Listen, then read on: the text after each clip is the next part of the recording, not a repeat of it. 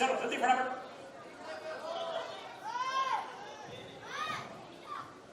રમવાની બહુ મજા આવે પણ એ પ્રોપર વેથી જે નિયમ છે બરાબર.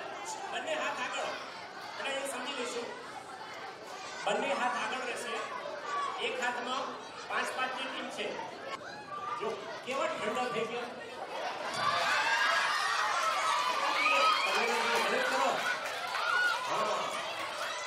ત્યારે આજે ત્રીજા દિવસની બપોર પછીની આ શ્રેણીમાં આપણી વચ્ચે ઉપસ્થિત પરમ પૂજ્ય સંત શ્રી શાંતિપ્રિયદાસજી મહારાજ, એવા જ જેમનું સતત માર્ગદર્શન અમને સાંપડી રહ્યું છે એવા પરમ પૂજ્ય સંત શ્રી પંકજદાસજી મહારાજ,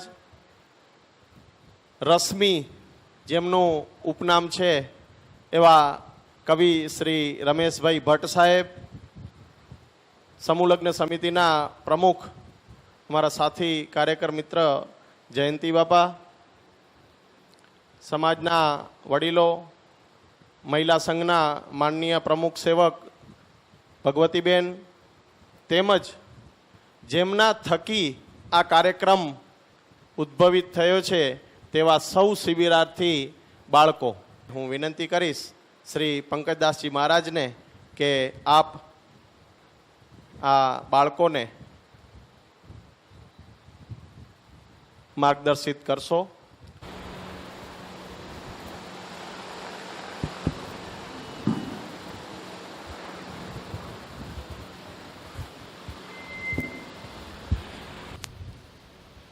बोलिए निष्कलंके नारायण भगवान की જય सदगुरु દેવ કી જય, उमिया માત કી જય, भारत માતા કી भारत माता की वंदे માત્ર.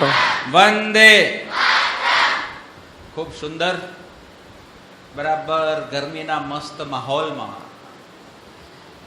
છતાં પણ આપ મન જે જાણવાની જિજ્ઞાસા છે, એક પણ બાળ પુષ્પોની અત્યાર સુધી ફરિયાદ નથી કે ગરમી થાય રીતે આ સત્ર અમને સ્કીપ કરવું છે, એવું નથી. એટલે એકવાર તમારા માટે તાલી વગાડો જો. વાહ વાહ, ખૂબ ખૂબ ધન્યવાદ.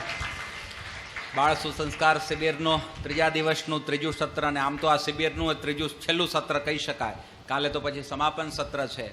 એમાં ઉપસ્થિત મહંત શ્રી શાંતિપ્રિયદાસજી મહારાજના ચરણમાં વંદન. એક સાધુથી કાંઈ ઓછી ભૂમિકામાં નથી.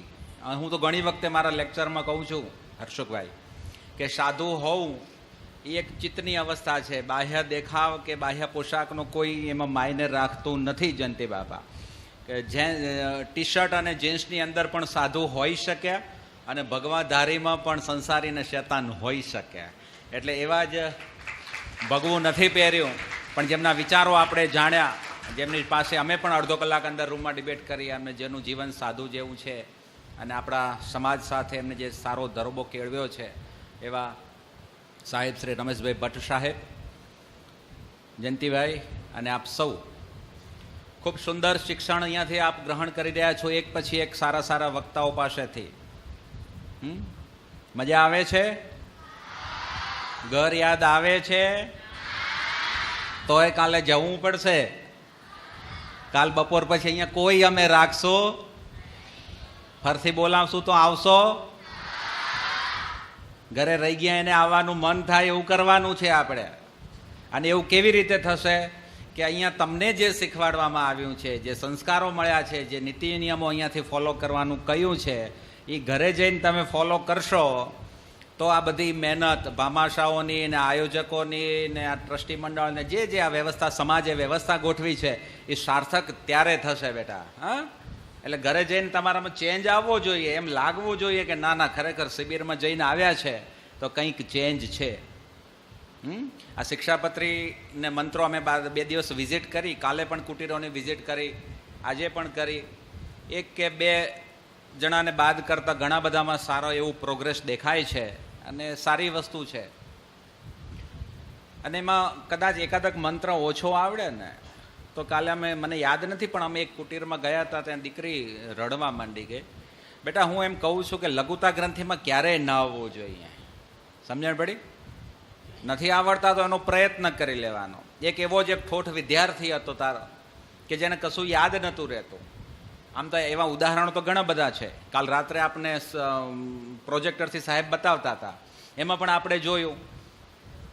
અને આ વીજળીનો શોધક આપણો થોમસ, આ ઠોઠ છે. અમારી સ્કૂલ આને ભણાવી નહીં શકે. હું ટૂંકમાં વાત કહું છું, આપ બધા સમજી જશો. એટલે એ થોમસ જ્યારે સ્કૂલમાં હતા ત્યારે એના ટીચરે એવું લખીને દીધું એની મમ્મીને કે તમારો દીકરો ભણી શકે એમ છે જ નહીં, અમારી સ્કૂલમાં એની લાયક નથી.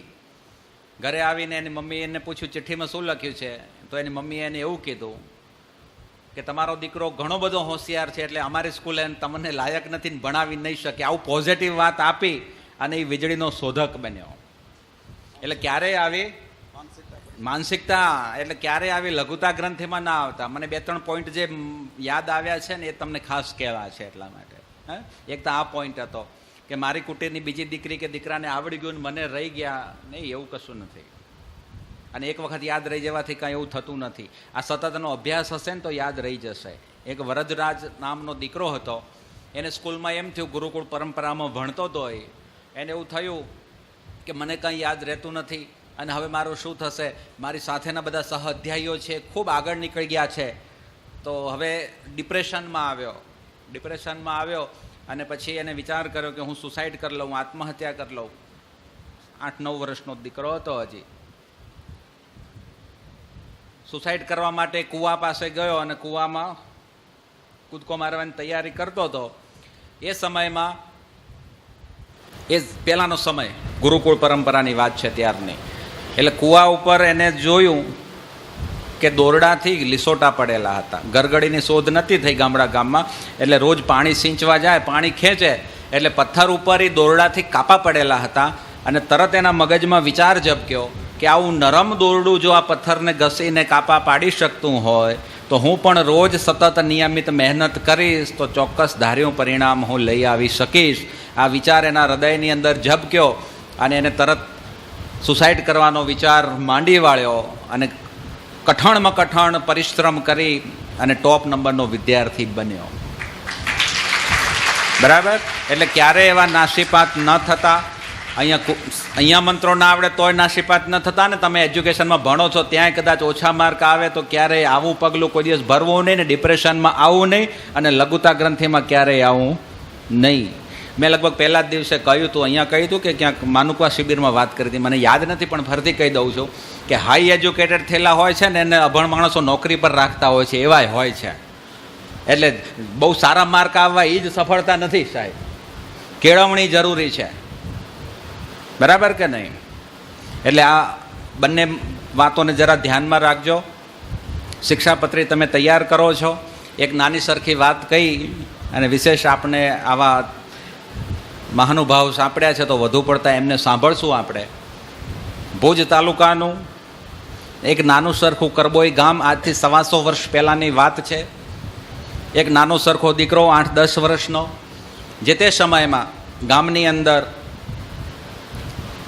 અત્યારના જેવા કેટરસવાળા આવતા નહોતા કે ઉચક આપી દો અને રસોઈ કરી લો, એમ બધી વ્યવસ્થા જાતે કરવી પડતી ને બાપા. ઘરે લગ્ન તમને બેટા જોવા નહીં મળ્યું, અમને થોડું જોવા મળ્યું હતું કે ઘરે લગ્ન પ્રસંગ હોય તો આવા જયંતિ બાપા જેવા 2-4 જે રસોઈમાં નિષ્ણાંત હોય 2 દિવસ આગલે દિવસે મોહનથાળ બનાવી દે, દાળ શાક વઘારી દે. પૂરી તો હતી નહીં, પૂરી તો ઘણી પાછળ આવ્યો. ખાલી લાડવાન શાક ને બુંદી અમે અહીંયા કચ્છમાં બહુ ખાધા એ લગ્નમાં આવતા હતા. પૂરી તો બહુ પાછળ આવી, પણ એ સમય એવો હતો. આજથી 125 વર્ષ પહેલાં તમે કલ્પના કરો, ગામમાં કોઈ સાધુ મહાત્માઓનું પધરામણી થઈ,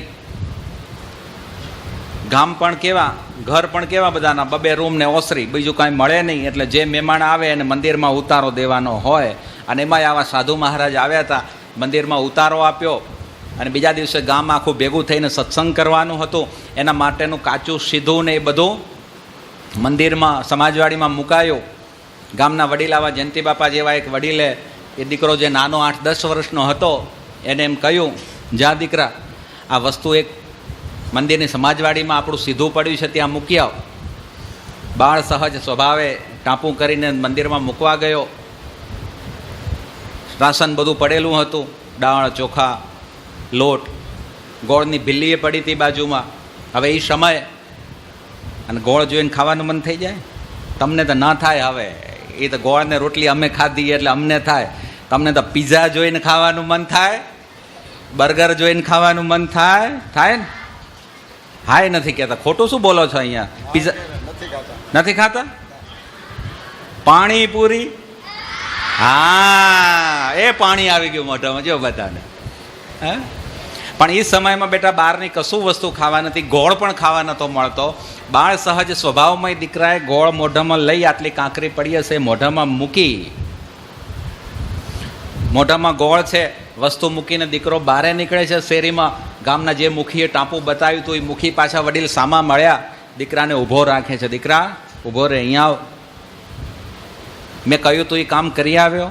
તો કે હા કરી આવ્યો બાપા. તારા મોઢામાં શું છે? તો કે ગોળ છે. તો કે તે મંદિરના ઓલ્યામાંથી ગોળ ખાધો? તો કે હા. ત્યાં કોઈ હતું? તો કે ના, ત્યાં કોઈ નહોતું. કે પણ મને ગોળ ખાવાની ઈચ્છા થઈ અને મેં ગોળનો નાનો ગંઢો મોઢામાં મૂકી દીધો. કે ત્યારે વડીલ એમ કહે છે, બેટા આપણે સત્પંથી છીએ, આપણી શિક્ષાપત્રી એમ કહે છે કે વણ પૂછે ખાધે છે પાપ. એટલે કે આ તો સમાજની વસ્તુ હતી ને ત્યાં કોઈ હતું નહીં, તને ખાવાની એક ઈચ્છા થઈને ત્યાં ખાઈ લીધું. એ નિયમ આપણે તે ભંગ કર્યો. બેટા આપણાથી આ થાય નહીં. આ એક શિક્ષાપત્રીનો નિયમ એના મગજમાં એટલો એ પ્રસંગ જે છે એના હૃદયમાં એવો આત્મસાત કર્યો અને એટલો ઊંડો ઘા પાડી ગયો. અને દીકરાએ આખી જિંદગી આખી શિક્ષાપત્રી આચરણમાં મૂકી. અને દીકરાનું નામ હતું નથુ, ગામનું નામ હતું કરબોઈ. અને એ જ નથુ દીકરો મોટો થઈને નથુરામ બાપા તરીકે આપણી સમાજને એક સદગુરુ તરીકે મળ્યા. એક શિક્ષાપત્રી આચરણમાં મૂકી. હે, તમે બેટા બધા અહીંયા કચ્છમાં રહો છો એટલે કદાચ તમને બહુ ખ્યાલ નહીં હોય નથુરામ બાપા વિશે, પણ આજ ગુજરાતમાં તમે આવો તો એક અજોડ જોડ, હું તો બધે જ પ્રવચનમાં હર્ષુખભાઈ કહું છું કે પૂજ્ય ગુરુદેવ રામદાસ બાપુ અને નથુરામ બાપુનું અજવાળું તમે જુઓ આજે ત્યાં આવીને તો ખબર પડશે. અમારા 4 તાલુકામાં અજવાળું જે છે મહાપુરુષનો સાહેબ એટલો પુણ્યનો પ્રતાપ છે હજી આજે. પાવનધામમાં એમની સમાધિ છે. તો એવું નિરાળું વ્યક્તિત્વ પ્રાપ્ત થયું. અને એ શિક્ષાપત્રી આપ ભણી રહ્યા છો એટલે કે નાની સૂની વાત નથી. યાદ રાખજો, મારે તમને આટલું જ સમજાવવું હતું કે એક શિક્ષાપત્રીનો એ નિયમ જો જીવનમાં આત્મસાત કર્યો, જીવનનું આટલું મોટું પરિવર્તન આવતું હોય. અને હમણાં હું યુવાન દીકરાઓ આપણે સાથે વાત કરીને બધા આવ્યા છીએ. કહેવાનો મતલબ છે જીવનને એવું બનાવજો, એવું અનમોલ બનાવજો. નાના છો, કુમળા બાળકો છો, જેટલું ભરવું હશે એટલું અત્યારે ભરાશે, પછી કશું જ થઈ શકશે. એટલે હમણાં અહીંયા આવ્યા છો અને બહુ તમારી સેવા થાય છે. સવારે ઇડલી સંભારે બહુ મસ્ત હતો, પણ એક કામ તમે ન કર્યું. સવારવાળો નાસ્તો તમે શું કરો છો? સેવ મમરા હખર હતા એમ કોરા, પણ મને ચખાડ્યા નહીં. એકે એમ કહેવા ના આવ્યો કે મારા જુગો અમે આ ખાઈ રહ્યા. હે, હવે કાલ તો મળશે. બહુ સરસ, કાંઈ વાંધો નહીં. સવારે ચા નાસ્તો, વળી બપોરે 9 વાગે મમરા, બપોરનું જમવાનું, ઉઠીને ચા પાણી, અત્યારે આઈસ્ક્રીમ, અત્યારે સાંજે વળી રમવાનું ને પછી જમવાનું. આટલી બધી સુંદર વ્યવસ્થા કરીને આવા સુંદર આયોજનો કર્યા છે અને ફરીથી આપણે ધન્યવાદ આપીએ છીએ. પણ જીવનમાં અહીંયાથી કંઈક ગાંઠે બાંધીને જજો. અને આવા મહાપુરુષો આપણા જીવન સમાજમાં પાકી ગયા છે. સાહેબ સવારે જે વાત કરતા હતા રત્ના બાપાની હોય, એથી આગળ રામદાસ બાપુના ગુરુ હરજીવન બાપુ હોય, ગડુલી નાગવીરીના ધનજી બાપા હોય, જિંજાયના લાલજી ભગત હોય, દરસડીમાં માતાજી કુંવરમાં હોય. આ બધા આ પરંપરામાં પાક્યા ને આ શિક્ષાપત્રીને ફોલો કરીને પાક્યા છે. એટલે તમે જે મંત્રો કંઠસ્થ કરી રહ્યા છો અને શિક્ષાપત્રી ભણી રહ્યા છો એ કાંઈ રેંજી પેંજી કે મામૂલી વાત નથી. બસ આજ મને તમને અહેસાસ થોડો કરાવો હતો. આટલું કહી આપ સૌનું મંગલ થાય, સૌનું કલ્યાણ થાય એ જ શુભ ભાવ સાથે હરિઓમ તસ્તત. જય ગુરુદેવ. ખૂબ ખૂબ આભારી છીએ પંકજદાસજી મહારાજ આપના. એક નાનું બીજ અંકુરિત, એક નાનકડું સત્ય કે નાનકડી ટેક જો આપણે આપણા જીવનમાં લઈ જઈશું આ સ્થાનેથી, તો આપણા જીવનમાં પણ આમૂલ પરિવર્તન લાવવા માટે એ પૂરતી છે એવો મારો મત છે.